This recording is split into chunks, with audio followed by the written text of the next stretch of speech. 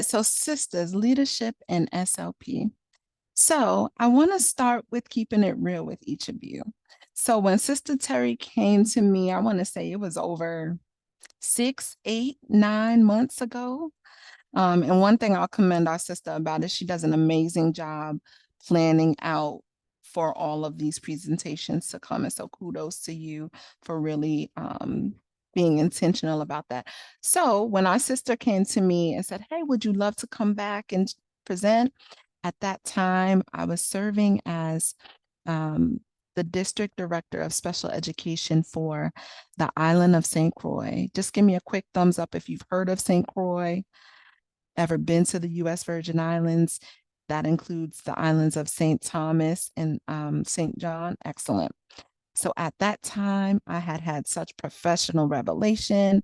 I'd been an SLP for over a decade, and I used my transferable skills to secure this role.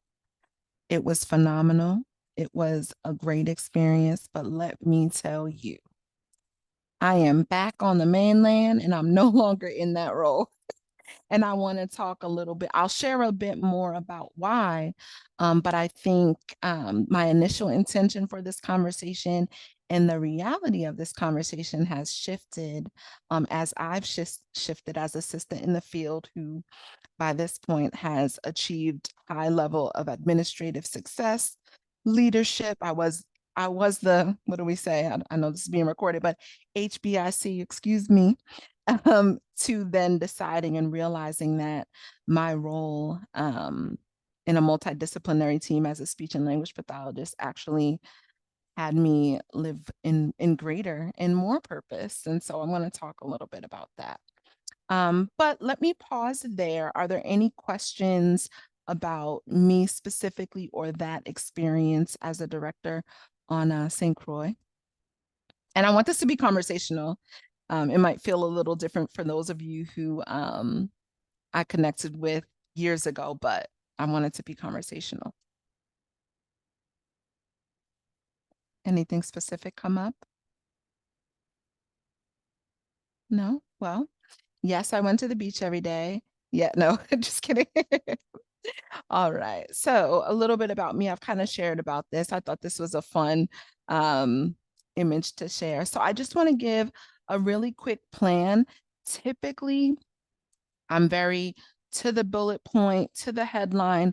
Let's really hash this out, but I want this to be conversation based. And I think it's important for it to be conversation based. One of the trends I'm noting within our field, especially for those of us who are, mid-career, later career, seasoned professionals, there's a lot of presentations and paywalls, I call it, right? And so there's not really the opportunity to delve deep and connect at the real level. And one of the reasons why I continue to support and be engaged with sisters is because I believe that that is the heart of what we all do here. And so this is the outline. We are going to open it up. I'll do my best to fill it in, but if y'all get quiet, we get quiet at this point, all right? So before we hop into it, I do want to do a quick check-in. If you keep your eyes on the chat, I'm going to drop a fun little opportunity for us to interact a bit. While I cue that up, are there any questions or comments or thoughts? We have Dawn Cotton Jenkins. She asked why St. Croix. I will answer that. So during the pandemic, like most of us, I got stir crazy. At the time, I was serving full-time in a school, loved it, yet they called us to be virtual. And while it was good for the first 2 weeks that were planned, it was not great by the 5th month. And so I started looking for opportunities. And I applied to this LinkedIn opportunity. It wasn't LinkedIn, excuse me, Indeed. I didn't know where St. Croix was. I thought it was actually Minnesota. I believe there's a Minnesota, St. Croix, Minnesota. So I thought they reached out to me, had the interview, hit it off, completed all my paperwork. I It's hard to believe, but I got on that plane with a turtleneck thicker than this, a sweater, and my coat just because I was excited to finally get back into the field. And I pulled up to the most beautiful place I've ever been in my whole life. And so I like to say that St. Croix, like like the field of speech and language pathology, found me. And I thrived there for 2 years before I decided to come back. Um, and now I have a robust and amazing island family that I'm grateful for. All right, so a little bit of a pause about me again. Thank you for fielding the questions because sometimes it's hard for me to keep track. Let me see. All right, so I want you to take a moment here, and there's going to be a link in the chat, and it's just asking how you feeling. I want us to be honest. I want us to be open because that's actually going to guide our conversation as well when we talk about leadership.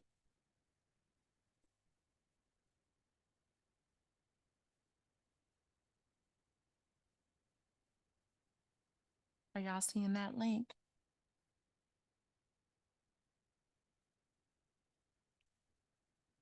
And you can put as many things in there as you'd like because I know. All right, excited, curious, intrigued. Okay. All right, I'll take it. Wonderful. Thank you for sharing that. So happy. So I'm imagining you all are tired. Yep, relaxed. Are responding to how you're feeling about the presentation. Now, if you had to take your SLP hat off, it's Friday night. How are you feeling?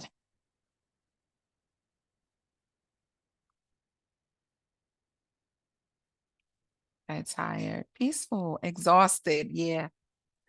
Curious is still there. Excited. Excuse me. Let me move my things. Um, hopeful. Beautiful. I appreciate y'all. We got a lot of things we're feeling. I know there's only a handful of us, but we're letting it all go. And I love that. I was hoping for this. So we've got intrigued, overworked. You do not have to reveal yourself, but yes, sis. Yes. Spent, hopeful, happy, peaceful, tired, good, relaxed, exhausted, curious. Wonderful. I'm going to ask one more prompt and I want you to, just be bringing those words forward. So we said, how are you feeling in general, right? We know we're in a presentation. How are you feeling if you consider we're not in a presentation? How are you feeling when you think about yourself as a leader right in this moment?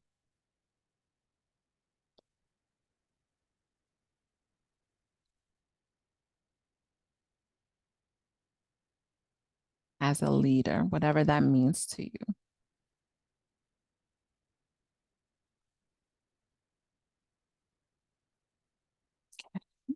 I think I saw one change, but I can't. Okay, we got one.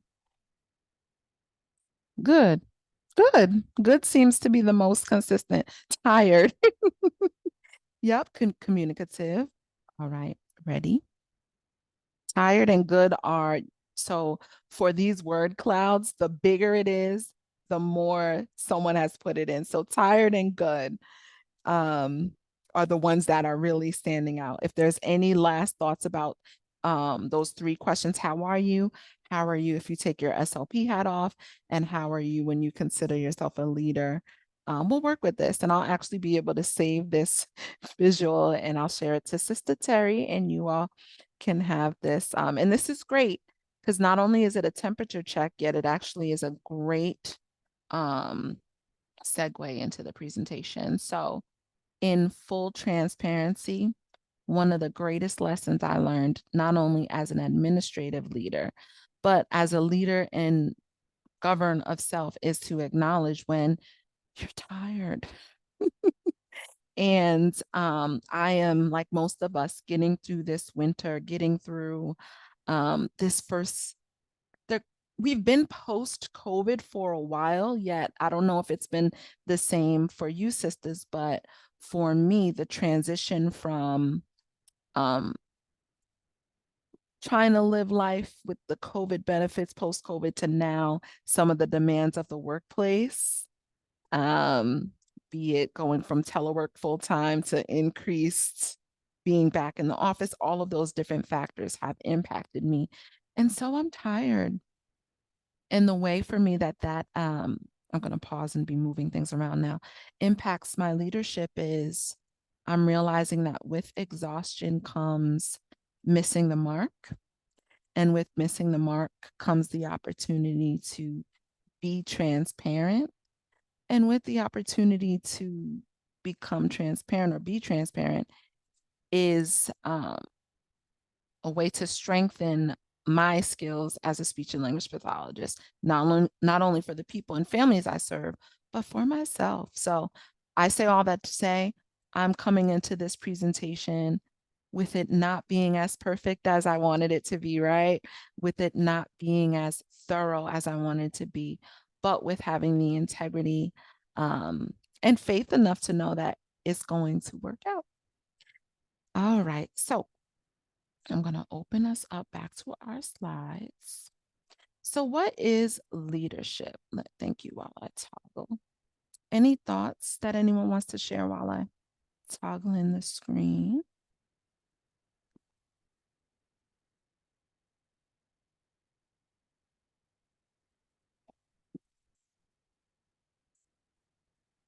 All right, so I shared why this topic. We'll go into what is leadership. So my definition of leadership when I secured my dream job of a director of special education was it's management, it's supervision, it's collaboration, communication, it's excellence. And first and foremost, it's putting the stakeholders, whoever the clients and their families are first. For me, I've been a pediatric speech and language pathologist for most of my career. I like to say I've moonlighted and dabbled with the geriatric and adult clientele, but primarily I serve children and families. So leadership to me was being an advocate, having resources, being resourceful, leading a team, management, supervision. It also required me to rely on evidence-based practice to make organizational change and organizational suggestions for best outcomes. It was budgeting, it was finances, it was all of these big picture ideals. It was not having a business degree, but knowing that as a speech and language pathologist, I can do anything, right? And it was stretching myself. Yet, as I transitioned from that role, leadership is something completely different to me. And so I want to pause and I want to ask you all to unmute and either based off of my initial definition of leadership, ask ask me some questions or give your own thoughts about how you define leadership for yourself as a professional or otherwise.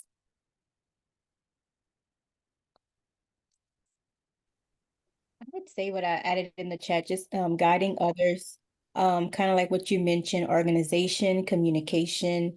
And I think a big one that I noticed since COVID is just giving everyone grace. Excellent. Leadership and grace. I'll be honest here, you don't necessarily hear that or even experience that too much in the workforce, especially as a leader, you know. So I love that one. Any other thoughts about what leadership is? Oh, you go ahead, it's fine. Terry, please go. Okay. So for me, just being a clinical educator in the college, it's more like just being not to be a leader there is like just having knowledge, being Excellent. knowledgeable.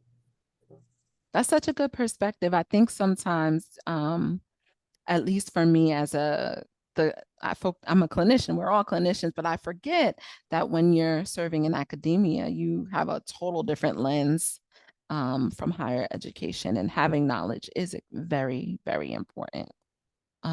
Any other thoughts on what leadership is, or any other opinions? Yeah, I have a couple of thoughts. This is Dawn. I was just Hey, thinking, Dawn. hi, thinking of two things. One of them is leadership is not doing things on your own, because you Mm, can't lead if you're by yourself. If there's nobody following, then you're not a leader. So that is, just a big part of it. But then the other part, and again, I'm just thinking of some of the conversations that are happening in our careers. But leadership is also accountability. Like, I who are love they that going one. to be? How are you going to be accountable, and how's that going to be viewed from, those that are following, so to speak? I love that one. Accountability. That's super important. And leaning into the supports, extremely important for effective leadership. Any other or last thoughts about leadership? Cool. Well, based on what you guys have shared, I'll echo that. I felt a lot of the same when I was transitioning from, being a school-based or pediatric SLP into leadership. I took additional courses focusing on organizational management. I took additional courses outside, in our sister fields of specifically psychology and education on, like I mentioned, organizational management and leadership, organizational problem solving, and all of the things we think we need, a little bit of business and funding, right? And to everyone's point, I was very focused on accountability, knowledge, skills, and all of the things that we learn in school to be an effective leader. Accountability was big, important, leaning on my team. Yet one of the realities of my experience is that none of those things, not only were they not by the book, but serving in a place that required so much support, serving in a place that um, was not only culturally different, but economically different. I didn't have any of those things to lean on. And so my definition of leadership, and the way that I'm imparting on my mentees and in opportunities like this, and how we consider leadership, has shifted completely. Just a bit of expansion on that. So I was in St. Croix, the most beautiful place that I've ever lived or been in my entire life. Yet it is a place that needs significant supports. Although it is considered a part of the U.S. extension, their government is completely different. I did not realize that. And so that brings forth a lot of different beauties, yet barriers. And one of the barriers was the medical and educational supports that the children on the island received. And so, to the point of leaning on a team, currently I'm serving in a team where I'm the speech and language pathologist. We have our executive director, we have 2 location managers, and this is pretty standard, I'm sure, in Houston and New York, in most organizations stateside. You have an organizational structure where you get in where you fit in, and you are able to glean and learn and impart according to your strengths and as you grow. That was not the case. So my mindset was, I've learned all of these things. I'm going to go into this system and be able to use my knowledge and then my amazingness as a speech and language pathologist to have measurable outcomes. And it was not like that. It was very much, there was the government, there was the state, and then there was me. And then there was other leaders in place who had been there for a really long time. They are culturally native to that place. And so there was a bit of a barrier there. And I was faced with, how do I still exude leadership excellence and integrity while my personal identity as a speech and language pathologist or organizational leader is being stretched and challenged. And in that span of almost a year, I realized that there is a textbook measure of what leadership is, but then there's also things that we can never be taught. And I feel like this is a conversation most appropriate for sisters. At first, again, like I mentioned, when Terry and I first talked, I was like, how do you transition? How do you get into this role? And we'll talk about that a little later, but I really wanted to focus on some of the transformative things that may happen for us professionally and personally when we do take on greater responsibility as a leader and as a beacon of light in the case of serving on the island. So I'll pause there and see if there are any questions about anything I've said at this moment.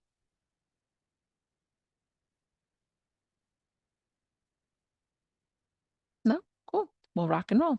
So one of the attributes of leadership that I now value, and I wrote this here, is self-governance. So with some of the considerations, or not considerations, excuse me, some of the ideals I went into that role with, and even the resources I had, I couldn't use them for the life of me. Here I was in a foreign place, right? And for me, it was a foreign physical place. But for some of us, as we move through our career, we may find ourselves in an environment that's just as unfamiliar. Maybe there's a cultural difference.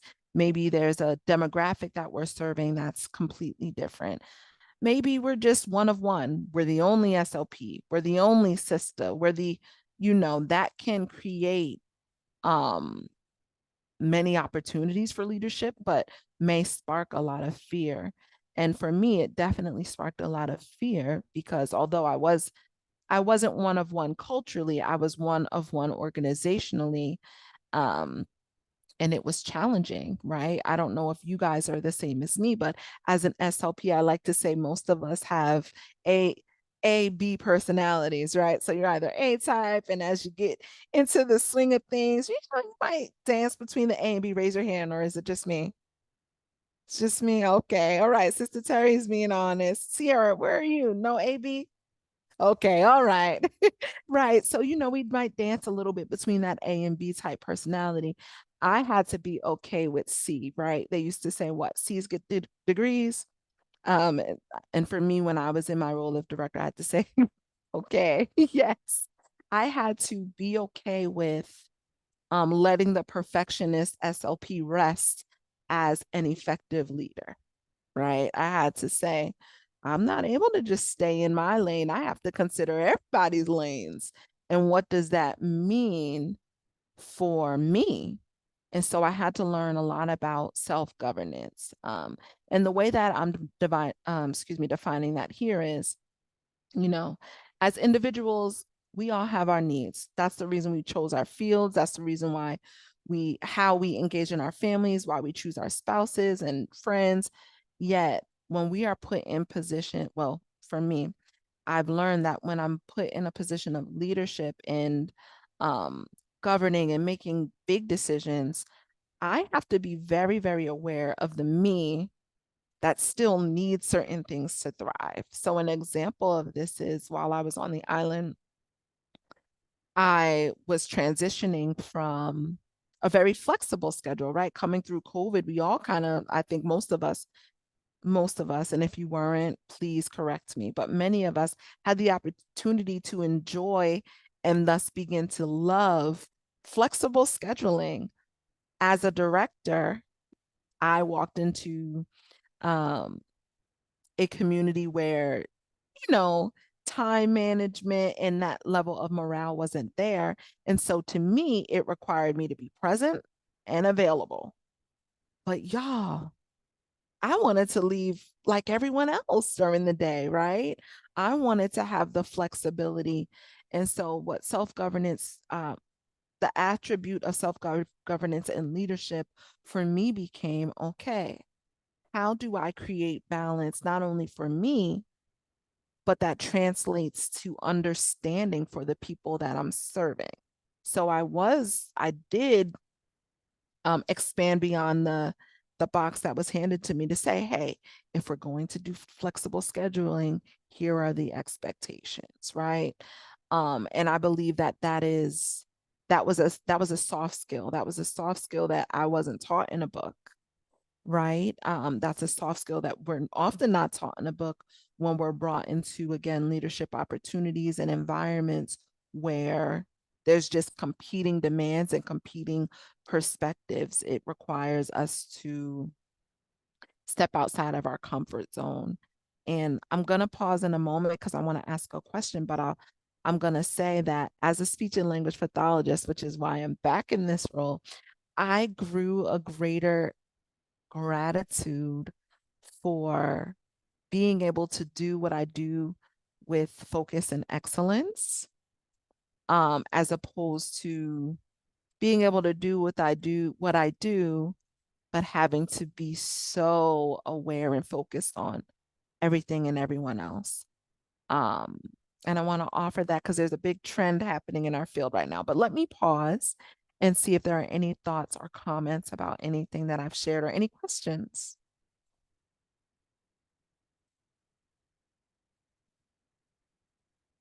No? I was Oh, gonna just to kind of go for what you were saying. You're saying that now you're able to see the whole picture and kind of see everyone and what they do rather than just kind of focusing on what you do. yes. Yet I like being able to focus on what I do. Got it. Yes. And I think, again, I think in our climate professionally right now, and I do want to hear a little bit about the different trends you all have heard when it comes to, what is it, the entrepreneurial bosses in our field. We've got a lot of um, individuals in our field wanting to transition into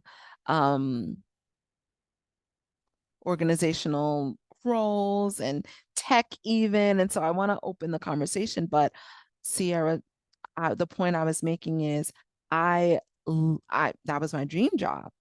Yet when I was able to sit in the position of leader in HBIC, I realized that there's so much beauty in specializing.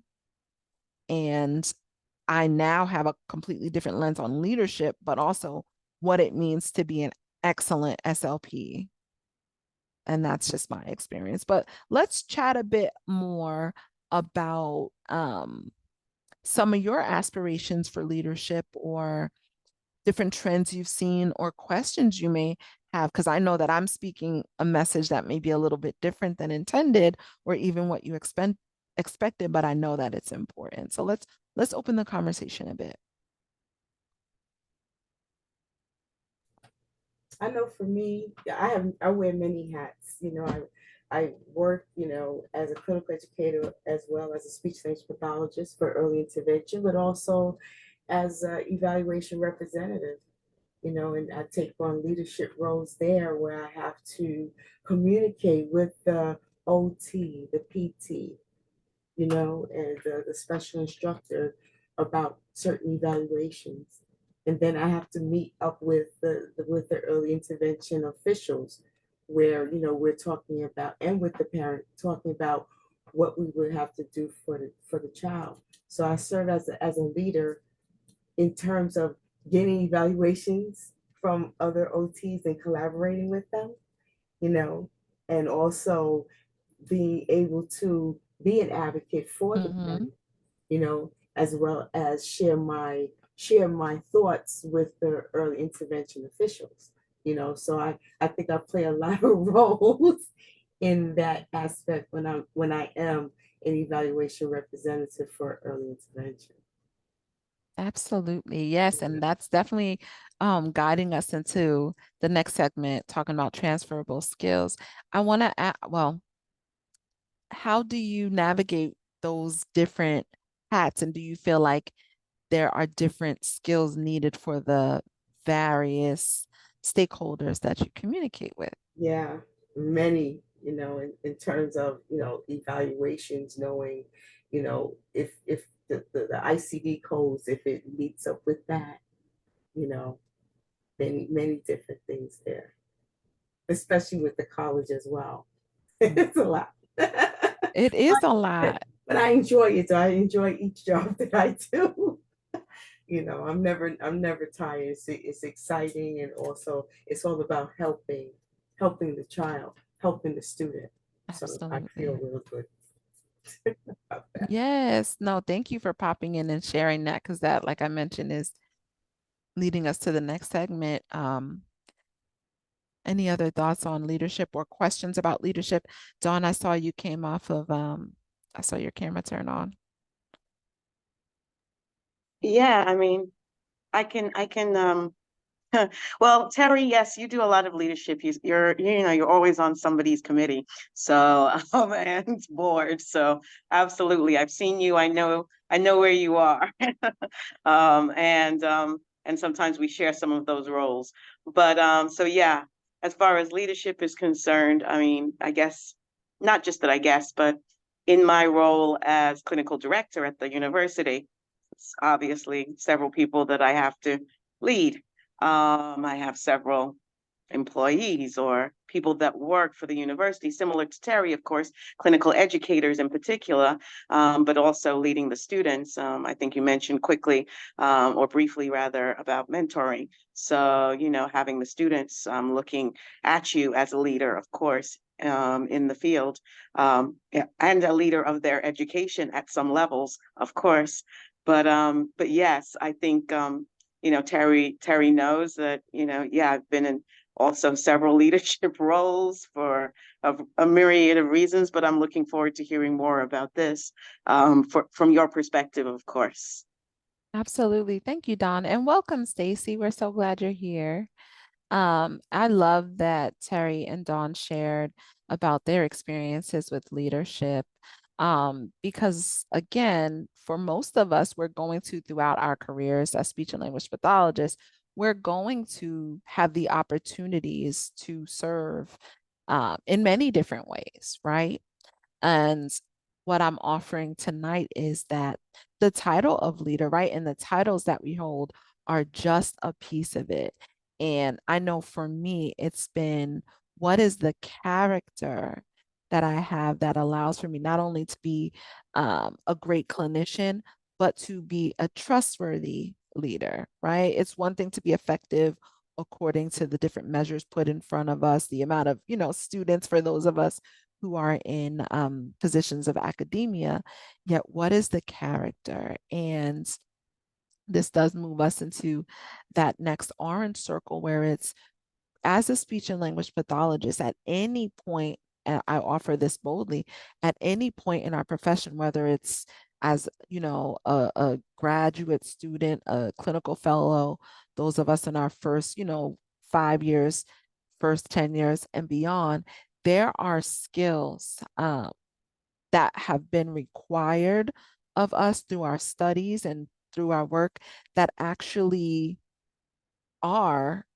called more upon and can be strengthened in various leadership roles. And, looking at resume and presenting myself as, I guess, marketable for a position such as district director, I did not get an additional degree. I did not, I took some extra courses, but I didn't do anything outside of just leveraging who I am as an SLP first and foremost. So I'll give you a list of 5 skills that, regardless of where you are in your career, just to really hone in on them and to be mindful of how to cultivate them in any role, in every role you serve in. Because if you strive to be in upper management or higher level leadership, you will need to have strengthen these skills. So the first skill, the first transferable skill, um, is organization, right?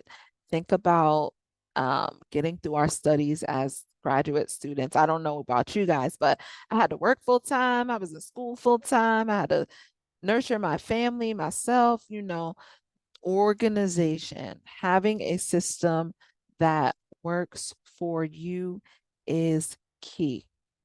Um, I know I remember some of my peers, and even as I've gone throughout the years with colleagues, they wing it. They just kind of make it work. Yet when we strive to be, I'll go as far to say shepherds of others, it's really important to be organized about your time, organized about your schedule, organized even in your routines, because that is what helps others build that trust in you, and it also helps to create healthy boundaries. So the first, oops, sorry, just looking at my notes. Thank you. The first skill, transferable skill, is organization. The second one is socialization. I don't know if there are any introvert SLPs here. Raise your hand. Just me? No one believes me. Dawn, you too? Okay. Let me pause there. No one believes, and I'm sure Sister Terry's like, I don't believe you. No one believes that I am most fueled when there's no one around. And that is the nature of an introvert, when you can just kind of feel you're most alive or you're most fulfilled when not silence per se, but there's just no one else around. And that's actually me. So Dawn, did you want to add something? I could just confirm what you're saying. So yes, right now the whole house is empty. I am very happy. Um, and despite the fact that we're speech and language pathologists, and I like to say I get paid to talk and listen, right? Ultimately, I think in our training sometimes we can even get into a lane where we're just like, I need to collect my data and I got what I need. But that transferable skill of being curious, asking questions, engagement, talking well, and listening well are extremely, extremely important when we're not only considering higher management roles, but even as we network, even as we get to know other people who may know someone who knows someone who knows someone who's just going to love you regardless of what your degree is in. So socialization is a transferable skill. The next skill is, and this was my least favorite early in my career, data collection. I don't know about you guys, but being able to collect accurate data in treatment sessions has never really been my thing. If for anyone, is that a strength? No, Dawn says no. Oh, Terry says it is. Is it a strength for you? Give us your ways. Unmute. Tell us. Just basically just keeping everything that you have, because later on you're going to definitely need. I tell my students that all the time. Always keep your documentation. It's very, very important. Listen, this is why we need Sister Terry around.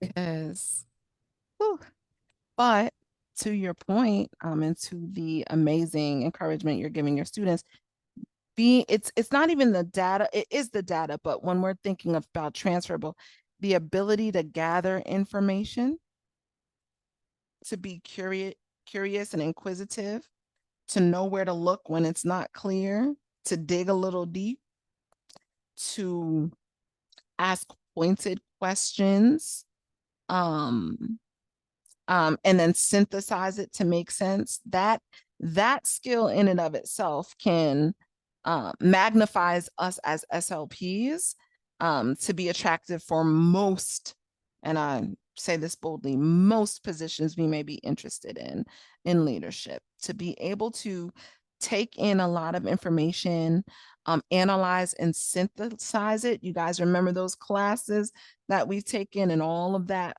emphasis in our studies? That skill in and of itself makes us very attractive for higher level management positions. And so again, wherever we are in our career, it's an encouragement to continue to hone in on that skill, right? Are any of you guys in the schools? All right, so Sierra's in the schools. Any other? I know we have some academia folks, and we have someone who just joined us. Any other settings represented here? Schools, awesome. So schools, academia, early intervention. All right, well, wherever we are, being curious. Oh, I'm sorry. I'm sad I don't get to see you. And knowing how to collect important information is a crucial skill. So that was 4. The fifth skill is 1000% communication. If you look on any opportunity available, communication and the desire for someone with strong communication is requested. And of course, I think it would be easy for us as speech and language pathologists to say, hey, we're the kings and queens, the queens and kings of communication. Yet there is a specific skill set that we learn as speech and language pathologists as we're moving through our studies and we're moving through our practicums and CF years that I believe others may not. And that is, how do I say it? It's, how would I describe? So there's a certain type of communication, and I'll offer that. I don't know where each of you went to college. I'm looking. I went to a PWI, right? So there was a certain way, and I'll just say that there was a certain way I learned to communicate beyond code switching. It wasn't that. It was more so, this is what I need. This is what I see. This is what I need. This is what I want. Very clear and direct communication.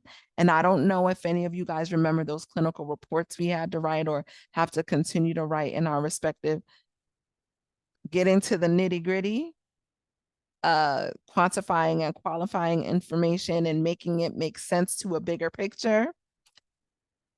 This is what it is. This is what I see. This is what it is.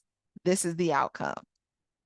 And this, and then in there is, this is the treatment plan and how we could, right? That type of thinking and thought process, writing, communication is essential to other fields. And so if you are open to higher leadership and management positions in our field, of course, but in any other way, that skill is so essential. So I gave you 5. And then I'll give a bonus one, and that is collaboration. And I know that Sister Terry mentioned this earlier, you know, not only knowing how to communicate with others in our sister, cousin fields and other stakeholders, but truly having an understanding of what else is going on. One of the deficits I realized I had is, like, I know speech and language pathology from the back and front. And I also know our sister professions from the back and front.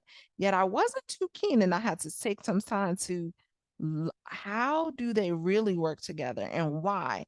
And not only how do they work together and why, but in the bigger picture of legislature, in the biggest picture of law and decision making, in the bigger picture of advocacy and legal settlements.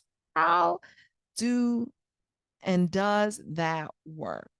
And so being able to communicate, again, asking questions, investigating, writing very clearly, writing very explicitly, being extremely diligent in what is the message and how do I get responses that are needed for the people I'm serving. That's really important. And so I know we kind of bounced around. I want to pause and see if there's any questions or comments on those transferable skills. And then I know we've got a bit of time left, transition into some story sharing and question asking.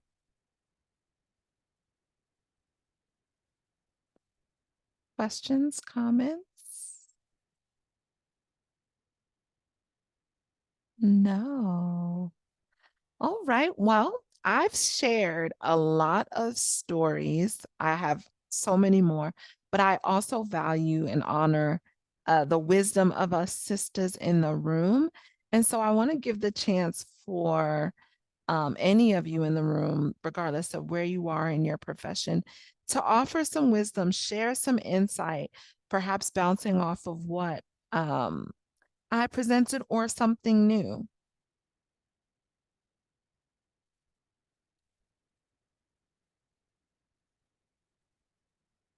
Anyone? I think, just being professional, no matter how, a client treats you, should Mm. always stay professional, you know. Do you have any wisdom for, because I love that suggestion, staying professional with clients and families who may come from the same cultural background, may have a little bit of a rougher edge that you can also speak to, and what's the wisdom behind how you handle that? Oh, I did have, during one of my evaluations with my students, uh, uh, I guess a coworker brought her family in, and the family was kind of young, in their 20s. So when they came in, they was just cursing up the storm. Mm-hmm. So my students, I would just have to continue to talk to them professionally, and then they realized, maybe we shouldn't be talking like this, and they were able to, you know, conversate without the profanity. So leading, like definitely modeling, like regardless of what you're saying, I'm Yeah. not going there with you. Yes, that's actually great. And that ties into communication. You don't want to really hurt their feelings, Mhm. and you do want to keep the service. And so, if you keep modeling, positive speaking, then they will catch on very quickly. Yeah. Absolutely. Welcome, Elena. So we're just sharing out stories about our own leadership. And again, when I'm saying leadership, I'm meaning anything that you are responsible for in your role as a clinician. And so it's not limited to higher management. Like I mentioned earlier, I loved that experience, but I am very much proudly serving on a multidisciplinary team that's providing direct evaluation service. Actually, Sister Terry, you'll appreciate this. So I'm not quite in EI and I'm not quite in the schools. And here in Washington, D.C., we have what's called early stages.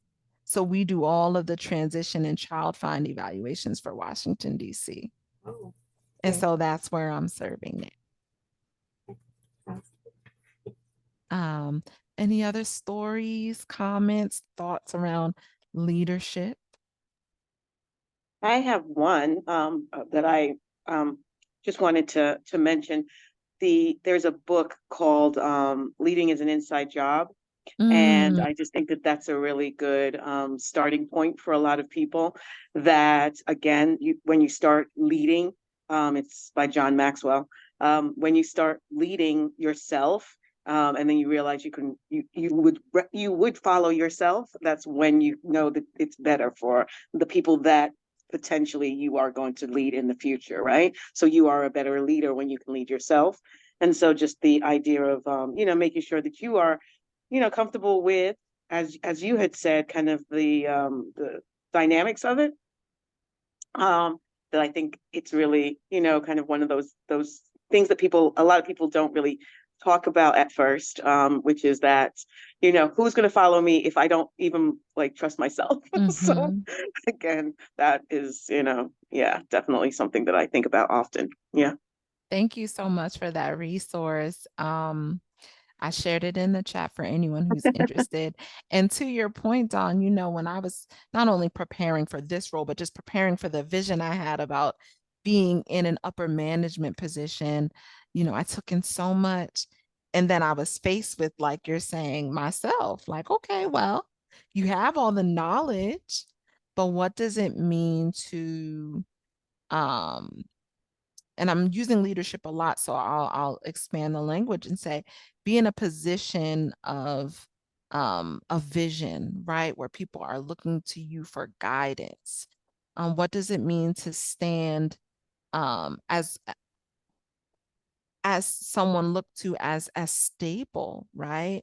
What does it mean to have integrity when people are narrow-minded in their communication? What does it mean to um, be a bolster to a professional team and manage family life and self-care and personal needs? And where is that intricate dance? And how do I also, or how do we also thrive as individuals, right?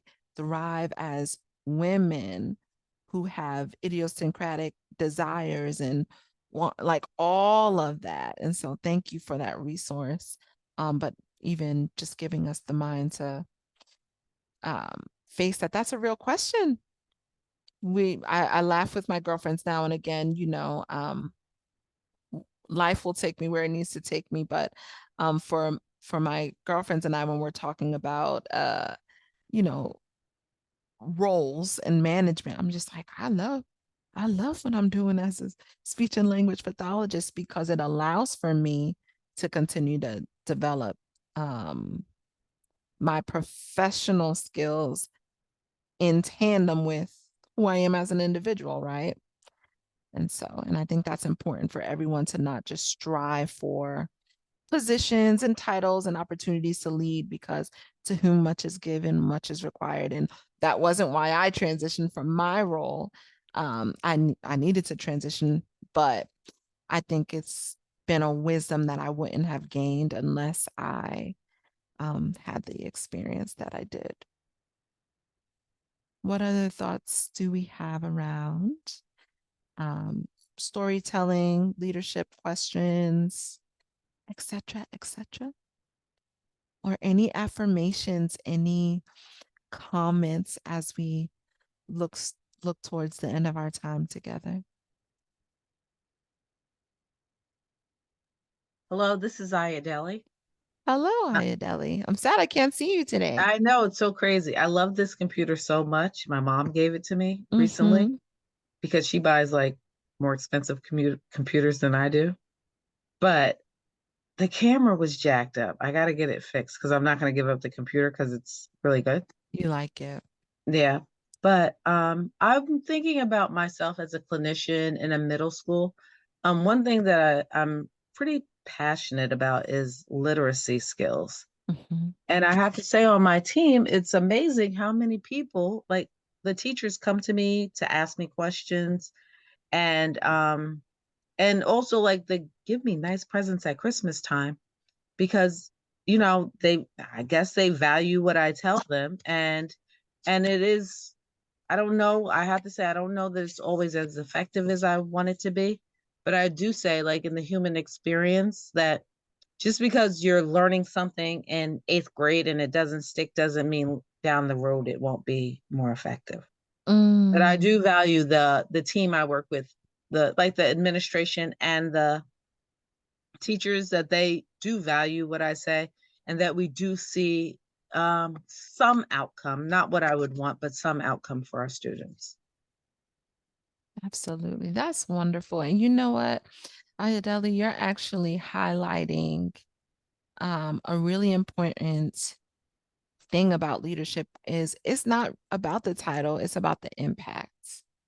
People see when you not only have the knowledge and have the skills and have the heart, but when there's something worth following.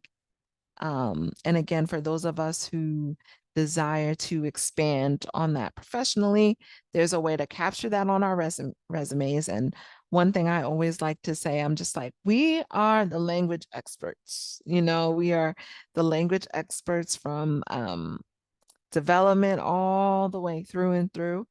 And so it's been my greatest honor um, to walk in the professional title of speech and language pathologist, to have a range similar to what we've discussed earlier of other leadership opportunities, similar to some that are mentioned. I do tons of guest lectures.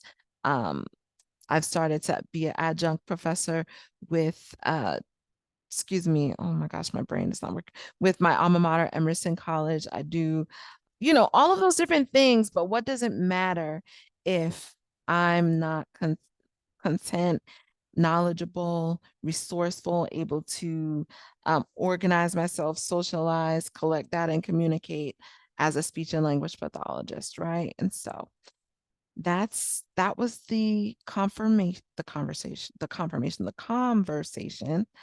that I had planned for tonight, and I'll be here for the next few minutes to answer any questions or just have a sisters conversation.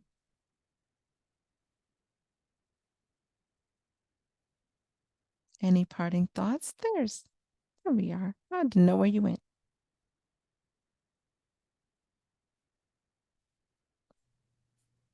Thank you so much.